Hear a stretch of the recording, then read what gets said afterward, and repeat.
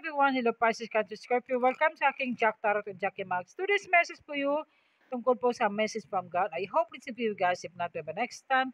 We're blessing it to you. Pawang gabay lamang po ito na sa taas ating pagtiwala sa ating Panginoon at be reminded po sa ating mga readings at hindi po lahat makaresit. Okay, the Seven of Pentacles, the harvest season. Pwede ito harvest ng love, career, or financial. Darating na lahat ng mga pagod mo, yung lahat ng sinakaspisyo mo, andun na. May harvest time. Itong blessing na paparating sa inyo. The moon, malakas ang kutob mo, malakas ang intuition mo kung anong mga taong dapat magkatiwalaan o hindi.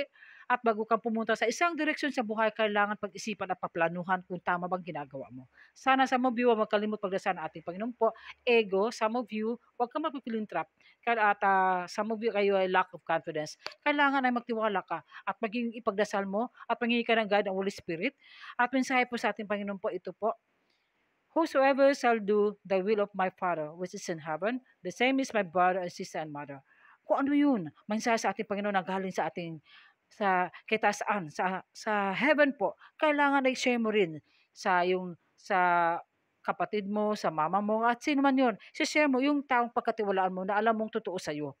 At sana ay bukas sa isip, puso at damdamin mo na yung taong kailangan mo yung pag-unawa sa iyo, hindi yung padus-dalot na desisyon, padus-dalot na pagtiwala mo, bigla kang nagsabi sa kanya, no? Pilian mo, kailangan ipagdasal mo na, tama ba itong sasabihin ko sa itong person na ito, itong sa pamilya ko, sa kaibigan ko, sa person mo.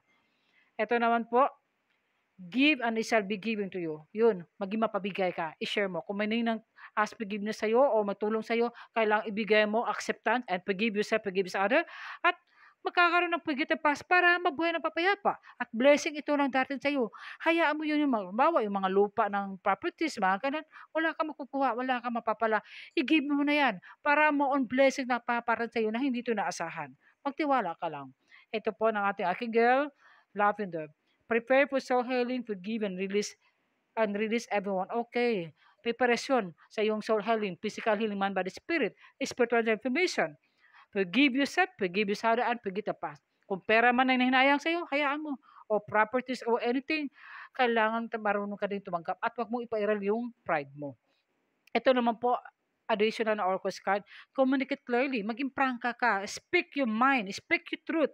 Kausapin mo ng maayos, kausapin mo ng maigi na ano ba dapat yung naramdaman mo na kailangan din ipagdasal mo bago mo iambit ng mensahe, bago mo isabihin ng mensahe na ano ba talaga yung totoo. Para malaman nila yung side mo, yung bad side mo, yung good side mo. Hindi lang ikaw, o to sa person mo o sa any family members, pwede to sa friends po. Yan lang po. Thank you.